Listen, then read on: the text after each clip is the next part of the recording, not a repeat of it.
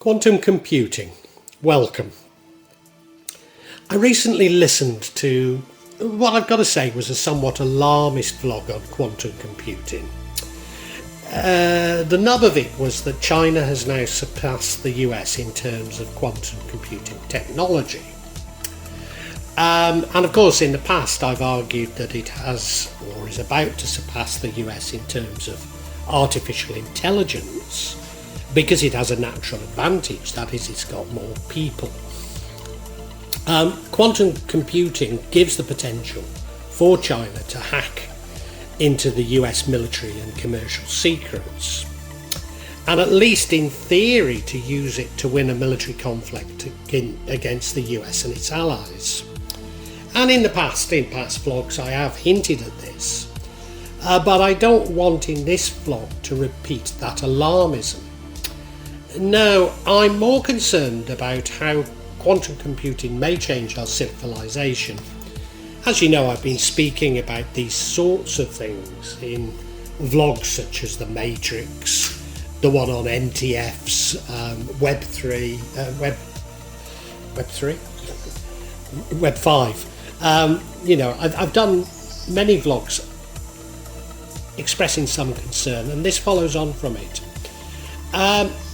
And the concern is about that we're increasingly creating and acting on information that we can't comprehend that will ultimately change our civilization.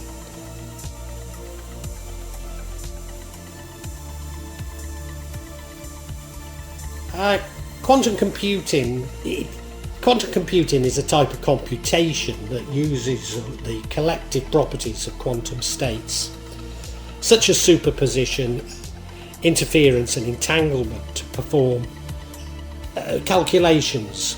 So of course it's derived from applying the theories of quantum mechanics in physics to computation. The devices that perform quantum computations are therefore known as quantum computers. In 1981, Paul Benioff at Argonne National Labs came up with the idea of a computer that operated with quantum mechanical principles. However, David Deutsch of Oxford University provided the critical idea behind quantum computing. And in 1984, he began to wonder about the possibilities of designing a computer that was based exclusively on quantum rules, and then published a breakthrough paper a few months after that. Now, there's a number of types of quantum computers, or some people would call it quantum computing systems, including quantum circuit method, quantum Turing machines, adiabatic quantum computing, one-way quantum computers, and various quantum cellular automation. The most widely used model is the quantum circuit based on the quantum bit or qubit, which I'll probably call it from here on after, which is sort of related to the bit in classical computing. It's more of a play on words, to be honest. A qubit can be in the 0 or 1 quantum state, or in a superposition of the 0 to 1 states. When it's measured, however, it'll always be 0 or 1. The probability of either outcome depends on the qubit's quantum state immediately prior to measurement. So in other words, we come up with this potentiality curve again. Put simply, they can be both 1 and 0 at the same time. The prevailing model of quantum computation describes the computation in terms of a network of quantum logic gates. The model is a complex linear algebraic generalization of Boolean circuits. Having said all this, the qubit itself isn't that useful, but it can perform an important trick, placing the quantum information it holds into a state of superposition, which represents a combination of all possible configurations of the qubits. This potentiality curve I talked about before. Groups of qubits in superpositions can create complex multidimensional computational spaces. Therefore, complex problems can be represented in new ways in these spaces. So essentially they're very good at problems with a limited number of inputs but many outputs. Quantum entanglement is a quantum mechanical effect that correlates the behaviour of two separate things or objects. When two qubits are entangled, changes to one qubit directly impact on the other. So we can use the measurement from one qubit to draw conclusions about the others. By adding and entangling more qubits in a system, quantum computers can calculate exponentially more information and solve more complicated problems. Quantum algorithms uses those relationships to help find solutions to complex problems. So a quantum computer has three primary parts: an area that houses the qubits, a method for transferring signals to the qubits, and a classical computer to run a program which sends instructions. For some methods of qubit storage, the unit that houses the qubits is kept at a temperature just above absolute zero to maximise their coherence and reduce interference. Other types of qubit houses use a vacuum to help minimise vibrations and stabilise the qubits. Signals can be sent to qubits using a variety of methods, including microwaves, laser and voltage. For these reasons, quantum computers are severely affected by the environment. So they have to operate in an environment free from dust, free from radiation, changes in temperature, and as I say, actually many use very low temperature, atmospheric pressure, etc. And nevertheless, their faster processing power reduces the electricity consumption on like-for-like problem solving. But of course, whenever we get a new toy with new power, we simply give it ever-increasing problems. China's photonic and supercomputing quantum bit computer is now around 1 million times faster than Google's Sycamore quantum computer, or 100 trillion times faster than supercomputers.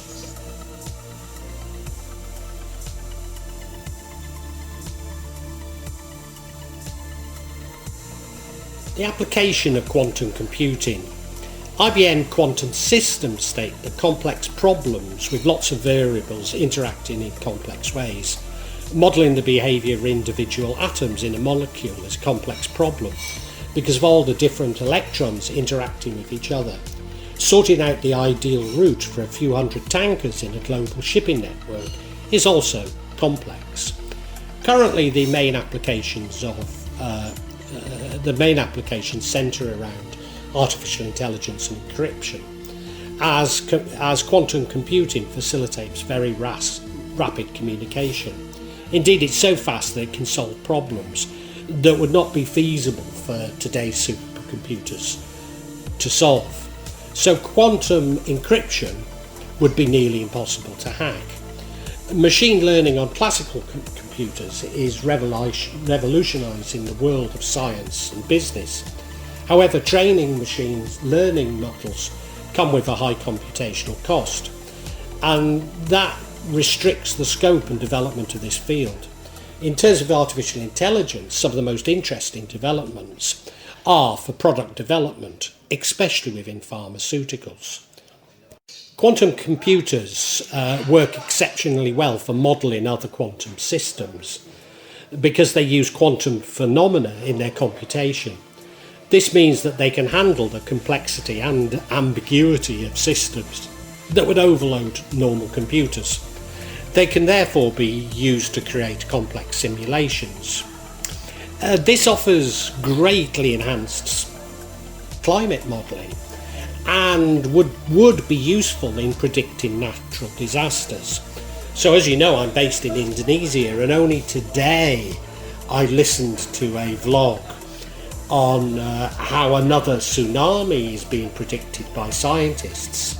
This pricked my interest because of my guru Parkano has arrived at the same conclusion simply through meditation. They do disagree on the epicenter of where that tsunami will be, but nevertheless it's interesting that both traditional science and mysticism have come up with the same conclusions. Nevertheless, to date, most quantum computers are built to solve a particular problem, rather than being completely scalable and practical. Furthermore, some of the most complex problems, which include hacking encrypted military systems, are still largely beyond existing technology in quantum computing.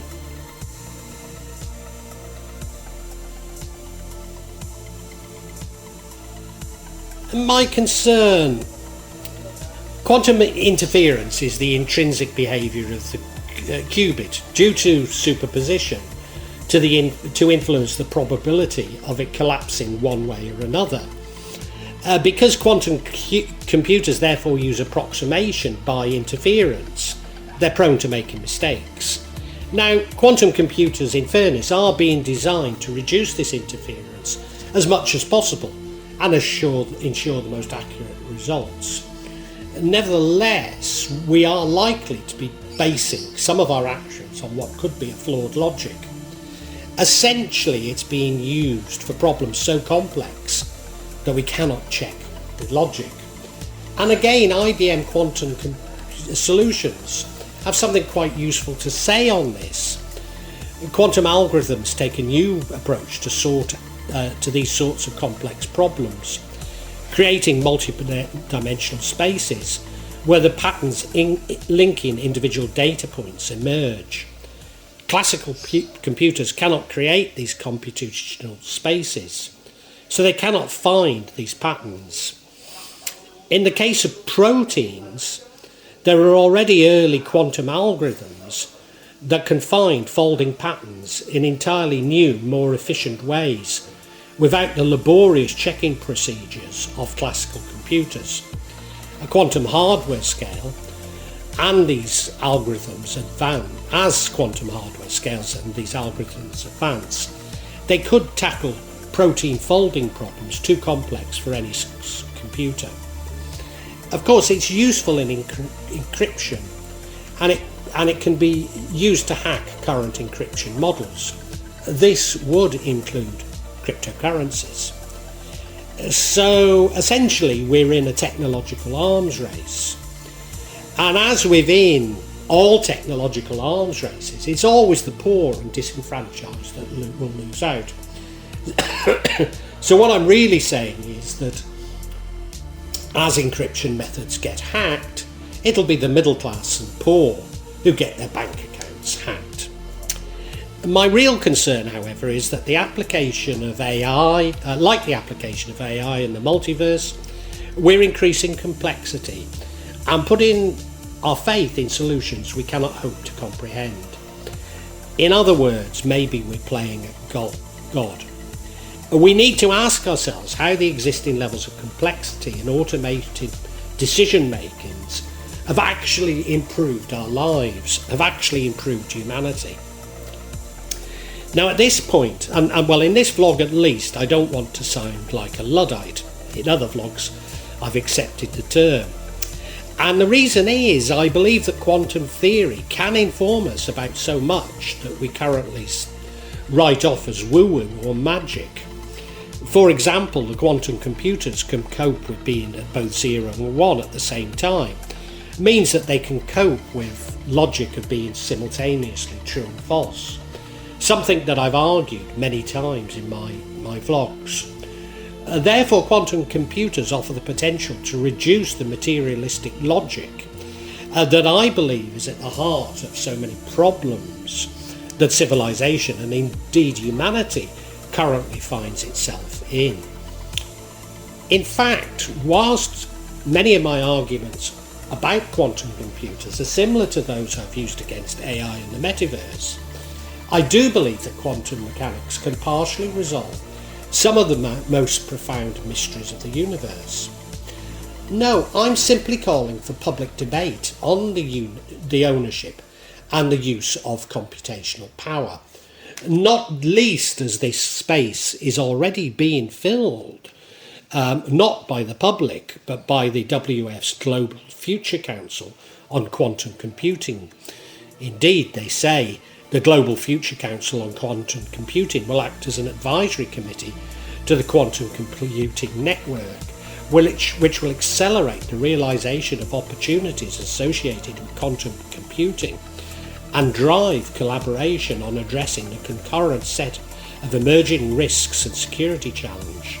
The Council will drive or participate in specific activities at the network level, support the development of quantum seminar series, and create public-facing media. In other words, the debate is not being held with the public, but is being held by the super rich. And is that what we really want? What are the restrictions on developing simulations is very important to me. Should we prevent experimentation into a Sims-like simulation? After all, in my Matrix vlog, I raised the possibility that we already may live in a simulation. Maybe you could see this even more alarmist than arguing that China is overtaking the West militarily. But quantum computing engineers are already turning their attention to human consciousness. Well, I really hope you've enjoyed this book and that, not only got something out of it, but provoked thoughts. I'm not here to push my beliefs, my thoughts on you, only to open up your own thinking, get you thinking about the world and life. When I started The Real Magic of Java, I believed that I'd only release them every month or maybe every 2 months.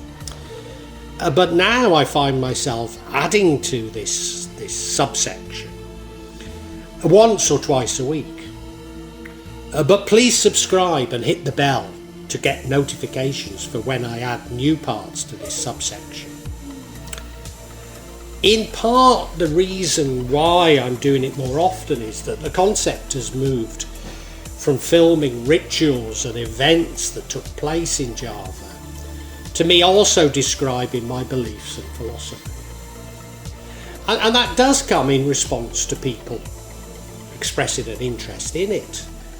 But of course, me actually seeing rituals and events really doesn't happen so often. What I would say to you is that there's no attempt at subterfuge on my behalf. And when I do experience rituals, I will include them for you to see. And as I say, there's no way I'm trying to mislead you. And if I believe there is subterfuge, if I uncover it, I will point it out to you. I'm trying to be as honest as I can be. Now, please make comments, please ask questions, and I'll try to be as honest and open with you as I can be. Of course, there will be some of you who disagree with me, particularly when I talk in terms of my own beliefs, my own feelings. And you're welcome to alternative feelings, and we can agree to disagree. Sometimes I find that people on YouTube can be unnecessarily attacking and aggressive, and at times I don't restrain myself enough, and I apologise, but it's not my intention to put anybody down, I know what I talk about can be emotive, and it can be challenging to your beliefs. But I'd love to enter an open discussion, a heartfelt discussion. But unfortunately, I often come across things that